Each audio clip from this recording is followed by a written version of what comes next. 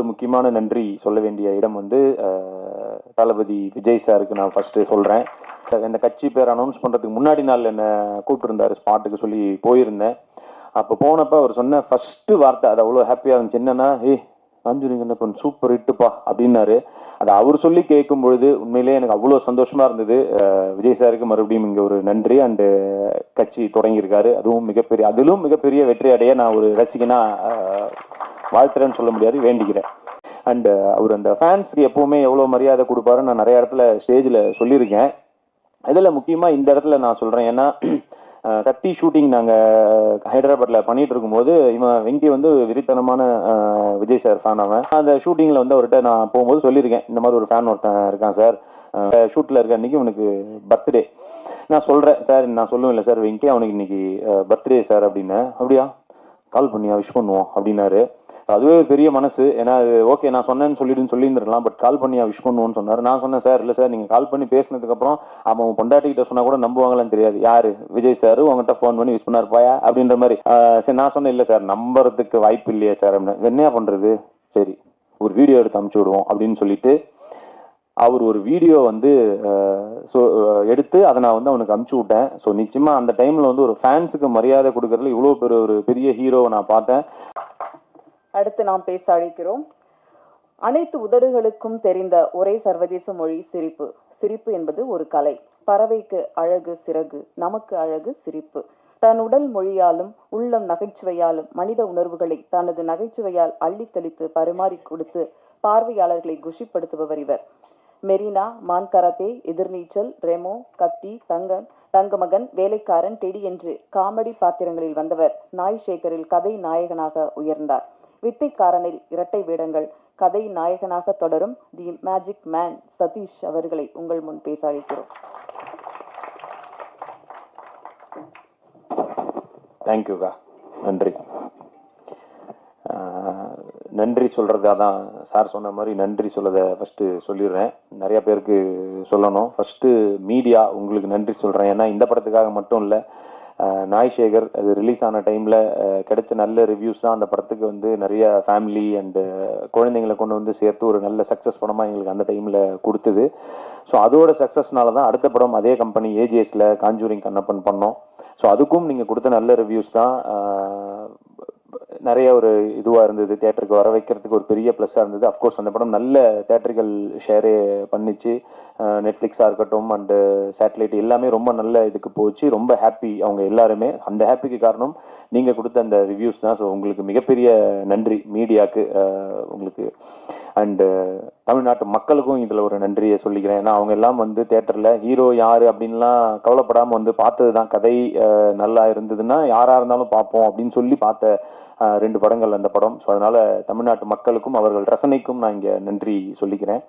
And மிக முக்கியமாக இப்போ இந்த படத்து விஷயம் மட்டும் இல்லை, பொதுவாகவே இன்னொரு முக்கியமான நன்றி சொல்ல வேண்டிய இடம் வந்து தளபதி விஜய் சாருக்கு நான் ஃபர்ஸ்ட் சொல்கிறேன். ஏன்னா இந்த படம் வந்து செக்கு வந்து ஃபர்ஸ்ட் அவர் கையில் இருந்து தான் வாங்கினதே. நாங்கள் டைரக்டருக்கு அந்த செக் அவர் கையில் தான் வாங்கினோம். ஸோ அப்படி எங்களுக்கு தொடங்கி வச்சாரு. அண்டு அவர்கிட்ட வந்து நான் இப்போ இந்த கட்சி பேர் அனௌன்ஸ் பண்ணுறதுக்கு முன்னாடி நாள் என்ன கூப்பிட்டுருந்தாரு ஸ்பாட்டுக்கு சொல்லி போயிருந்தேன். அப்போ போனப்ப அவர் சொன்ன ஃபர்ஸ்ட் வார்த்தை அது அவ்வளோ ஹாப்பியாக இருந்துச்சு. என்னன்னா, காஞ்சூரிங் என்ன பண்ண சூப்பர் ஹிட்டுப்பா அப்படின்னாரு. அதை அவர் சொல்லி கேட்கும் பொழுது உண்மையிலேயே எனக்கு அவ்வளோ சந்தோஷமா இருந்தது. ப்ரொடியூசரும் ஆடியன்ஸும் சொல்லும் போது எனக்கு எவ்வளோ சந்தோஷம் வந்துச்சு. அது விஜய் சார் ஒருத்தர் சொல்லி கேட்கும்போது எனக்கு அவ்வளோ வந்தது. அந்த படம் அவர் பார்த்துருக்காரு, அதை பற்றி என்கிட்ட பேசணும்னு நினச்சிருக்காருன்றதே எனக்கு ஒரு மிகப்பெரிய ஒரு சக்ஸஸாக இருந்தது. நான் சினிமா வந்ததற்கான பலன் அப்படின்றதுல அதுவும் நான் அடைஞ்சதான் இன்னைக்கு சந்தோஷப்பட்டேன். அது அண்ட் அவர் அந்த ஃபேன்ஸுக்கு எப்பவுமே எவ்வளோ மரியாதை கொடுப்பாருன்னு நான் நிறைய இடத்துல ஸ்டேஜில் சொல்லியிருக்கேன்.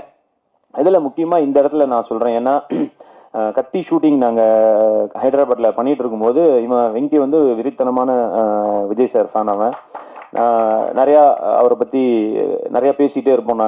நான் அந்த ஷூட்டிங்கில் வந்து அவர்கிட்ட நான் போகும்போது சொல்லியிருக்கேன், இந்த மாதிரி ஒரு ஃபேன் ஒருத்தன் இருக்கான் சார், எல்லாத்தையும் பார்ப்போம், இதை பற்றி இது பண்ணுவோம், அவங்கள பற்றியே தான் சார் பேசிக்கிட்டே இருப்பான், லவ் பண்ணுறான் சார் உங்களை அப்படின்ற மாதிரி சொல்லியிருந்தப்போ அன்றைக்கி கரெக்டாக நாங்கள் ஷூட்டில் இருக்க அன்றைக்கி உனக்கு பர்த்டே.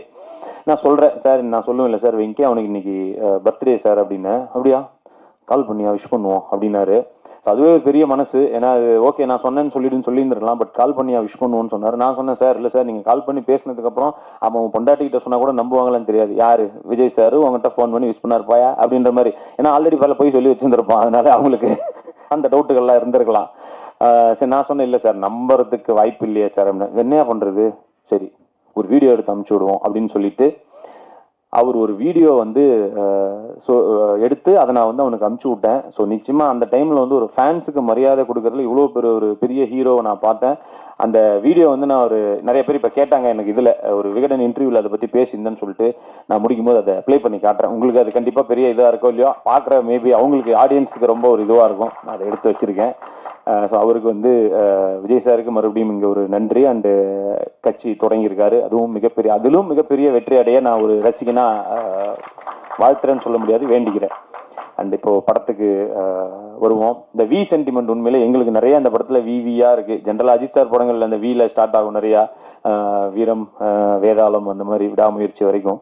எங்களுக்கு இதில் என்னன்னா ஃபர்ஸ்ட் டைரக்டர் அவன் பேர் வெங்கி, அப்புறம் ப்ரொடியூசர் அவர் பேர் விஜய், அண்ட் எங்களுக்கு பிள்ளையார் சொல்லி போட்டு வச்ச விஜய் சார் விஜய், டைட்டில் வித்தைக்காரன், இந்த மாதிரி நிறைய வி இதில் இருக்கு.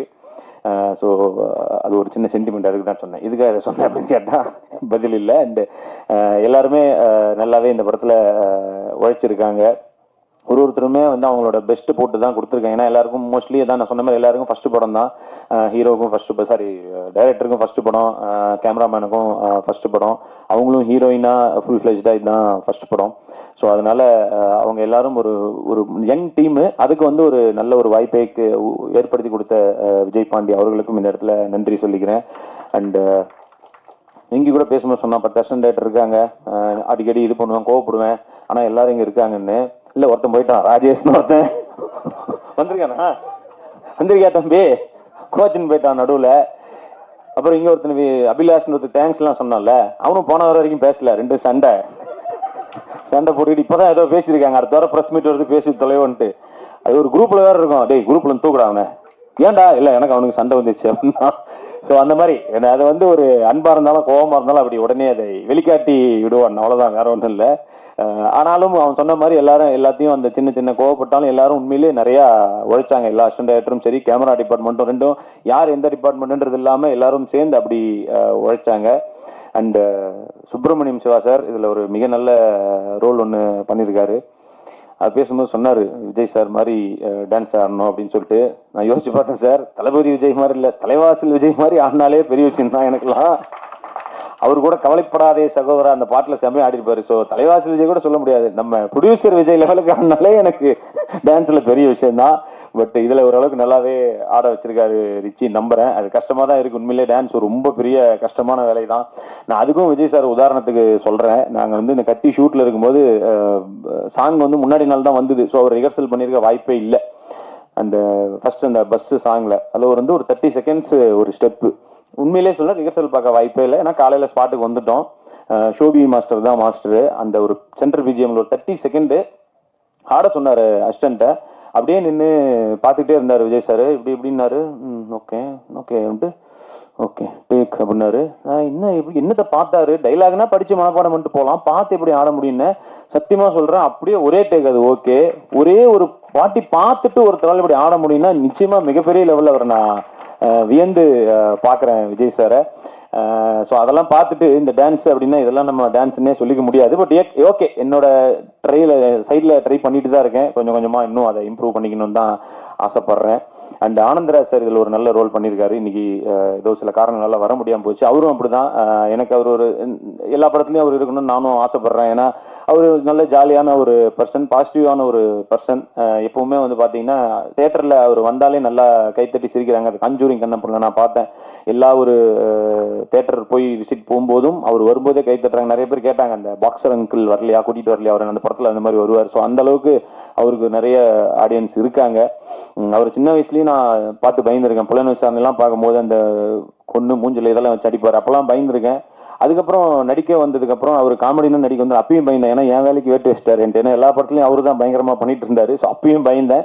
பட் இப்போ அவர் அப்படி பயப்படுறது இல்லை. பட் ரொம்ப லவ் பண்ணுறேன். அவரும் நிறையா இந்த படத்துலையும் நல்ல ரோல் பண்ணியிருக்காரு. அண்டு மதுசூதனன் சார் அவரும் இந்த நல்ல 3 முக்கியமான வில்லன்களாக இருப்பாங்க. அவரும் ஒரு நல்ல ரோல் பண்ணியிருக்காரு. அவருக்கு இருக்கிற ஒரே பிரச்சனை இந்த படத்தில் என்னன்னா, அவர் கூட நடிச்ச ஒரு சாம்ஸ் அண்ணன் வந்து அவர் கூடவே வருவார். என்னன்னா, ஒரு டைலாக் ஒன்று கொடுத்துட்டு போனோம்னா அண்ணன் அதுக்குள்ள ஒரு 10 மாடுலேஷன்ல 10 பாடி லாங்குவேஜ்ல ஒன்று பண்ணி காட்டுவாரு. இவர் ஃபர்ஸ்ட் 2-3 வாட்டி நல்லா இருக்குது பண்ணுங்க நல்லா இருக்குது அப்படின்னாரு.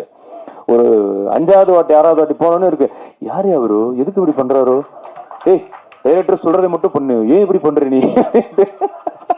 2 பேரும் அவங்களுக்குள்ள ஒரு டாம் அண்ட் ஜெர்ரி மாதிரி ஒரு இதுவா இருக்கும், பார்க்க ஜாலியா இருக்கும். பட் சாம்சன் நிறைய நல்லாவும் ஒர்க் அவுட் ஆயிருக்கு இந்த படத்துல. ஸோ அண்ணனும் இன்னைக்கு வர முடியல. ஸோ அவரும் அப்படி தான் ட்ராமா டைம்லேருந்தே எனக்கு பழக்கம். கிரேசி மோகன் சார் ட்ராமாவில் நாங்கள் 2 பேரும் ஒன்றா நடிச்சிட்டு இருந்தோம். ஸோ அவர் அண்டு ஜப்பான் குமார் அண்ணன் அவரும் வந்து ரொம்ப நாளாக நம்ம பார்த்துருக்கோம். அவரும் இந்த படத்தில் ஒரு நல்ல ரோல் பண்ணியிருக்காரு. அண்டு பாவல் நவகீதன் அவரும் நல்ல ரோல் பண்ணியிருக்காரு. இன்னைக்கு அவங்க மேபி இங்கே வரலன்னு நினைக்கிறேன். அண்டு சிம்ரன் குப்தா அவங்கக்கிட்ட வியந்து பார்க்குற ஒரு விஷயம் என்னென்னா, எல்லாரும் சொன்ன மாதிரி தான் இந்த டைலாகை வந்து அவங்க ஹிந்தி தான், தமிழ் தெரிய வாய்ப்பே இல்லை. பட் ஒரு டைலாகும் முன்னாடியே வாங்கி அந்த டேக்ல பேசும்போது கரெக்டா இருக்கும். லிப்பு வந்து கரெக்டா இருக்கும். மேபி சில அந்த வார்த்தைகள் சும்மா மாறி வேணா இருக்கலாமே தவிர அந்த லிப்பு சிங்க் கரெக்டா இருக்கும். ஸோ டப்பிங்ல பாத்தீங்கன்னா ஒரிஜினலா இவங்க பேசின மாதிரியே அவங்க பேசியிருக்காங்க. ஸோ அந்த டெடிகேஷன், அந்த டைலாக மனப்பாடம் பண்ணி ப்ராம்ப்ட் எல்லாம் கிடையாது, உண்மையிலே மனப்பாடம் பண்ணி பேசினாங்க. ஸோ அந்த டெடிகேஷன் கண்டிப்பா அவங்களும் பெருசா ஜெயிக்கணும்னு நானும் ஒரு நடிகரை ஆசைப்படுறேன். அண்ட் தாரிணி அவங்களுக்கும் ஒரு நல்ல ரோல் தான். சொன்ன மாதிரி எனக்கு 2 பேர் பக்கத்துல உட்காந்துருக்காங்களே தவிர எனக்கு ஒரு ஹீரோயினும் இல்லை. 1/2 மணி நேரம் நடிச்சான். விக்ரமுக்கு தான் ஒரு பேரை கொடுத்து விட்டாங்க இதுல. ஸோ அதான் அந்த கதையின் நாயகனா இருக்கும் பொழுது நம்மளை சுத்தி எல்லாரும் நல்லா ஸ்கோர் பண்ற மாதிரி தான் இருக்கும். அது எனக்கு இதுலயும் ஃபீல் ஆச்சு. காஞ்சூரிங் கண்ணப்பன் எப்படின்னா, இப்போ நம்ம உள்ள தேலி தான் படம் நான் பார்க்கும்போது கிளைமேக்ஸ்ல கார்த்திக் சார் சண்டை போட்டுட்டு இருப்பாரு, இந்த பக்கம் கவுண்டமணி சார் வந்து அவர் ஜாலியா அடிச்சுன்னு இருப்பாரு. எனக்கு கார்த்திக் சாரை காட்டும் போதெல்லாம் எனக்கு தோணும், அட இது இருக்கட்டும், அவர் கவுண்டமணி சாரை காட்டுங்க, அவர் சண்டை போட்டு தான் ஜாலியா இருக்குன்னு குழந்தையா பார்த்து ரசிச்சேன். இப்போ நான் அந்த மாதிரி இடத்துக்கு போயிட்டேன். நான் இருந்தாலும் அங்கிருந்து அந்த பக்கம் வந்து ஆனந்தராஜர், கிங்ஸ்லி, விடிவி இவங்கெல்லாம் பண்ணும்போது அது வரட்டும், நீ ஏன்பா சும்மா சீரியஸா பேசினு இருக்கின்ற மாதிரி தான் இருக்கும். பட் எனிவே அது கதையை நகர்த்தி கொண்டு போகும்போது அதெல்லாம் வந்து அப்படிதான் இருக்கும். இதுலயும் அந்த மாதிரி என்ன சுத்தி எல்லாரும் நிறைய இது பண்ணுவாங்க. பட் ஒரு ஹீரோவா ஒரு அந்த கேரக்டர் இருக்கும்போது அது எப்படி போகணுமோ அப்படிதான் இந்த கேரக்டரை கொண்டு போயிருக்காங்க. ஒரு நல்ல ஒரு முயற்சியா தான் நம்புறோம். உண்மையிலே ஏர்போர்ட்ல எடுத்தோம், அங்க எல்லாரும் நல்லபடியா ஒத்துழைப்பு கொடுத்தாங்க. கோயம்புத்தூர் ஏர்போர்ட்ல தான் எடுத்தோம். அப்கோர்ஸ் இங்க ஒரு அவருக்கே எவ்வளவு சொன்னாங்க, 3 லட்சமோ என்னமோ சொன்னாங்க, ரொம்ப இதுவா இருந்தது. பட் கோயம்புத்தூர் ஏர்போர்ட் ஓரளவுக்கு மேட்ச் பண்ணி அதையும் எடுத்திருக்கோம். அண்ட் செட்டு எல்லாமே நல்லபடியா இது பண்ணி கொடுத்தாரு தயாரிப்பாளருக்கு. இந்த இடத்துல எங்களை நம்பி ஒரு யங் டீமை நம்பி கொடுத்ததுக்கு நன்றி ப்ரோ. மீதி நடிச்ச எல்லாரையும் சொல்லிட்டேன்னு நினைக்கிறேன். அண்ட் மியூசிக் விபிஆர் அவரும் அவருடைய ஃபர்ஸ்ட் படம்க்கு நல்லாவே சூப்பராகவே ஒர்க் பண்ணியிருக்காரு. சாங்கை விட இன்னும் பிஜிஎம்ல நல்லாவே ஒர்க் பண்ணியிருந்தாரு. எனக்கு அது இன்னும் ரொம்பவுமே பிடிச்சிது. ஸோ ஓவராலாக ஒரு யங் டீம் ஒரு நல்ல படம் பண்ணியிருக்கோன்னு நம்புகிறோம். கேமராமேன் ஒரு நாளைக்கு திட்டுவான், என்ன மட்டும் விட்டு அப்படின்ட்டு. ஸோ யுவாவும் ஒரு ஃபர்ஸ்ட் படத்துக்கு நிச்சயமாக எல்லாருமே அவங்களோட ஒரு பெஸ்ட்டாக கொடுத்துருக்காங்கன்னு தான் நான் நம்புகிறேன். எல்லாரையும் சொல்லிட்டேன்.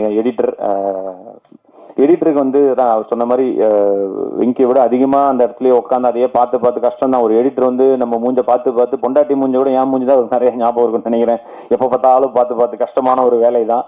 எல்லாரும் அவங்களோட பெஸ்ட்டை கொடுத்துதான் நம்புறேன். அண்டு நீங்க எழுதுறதுல தான் எல்லாமே இருக்கு.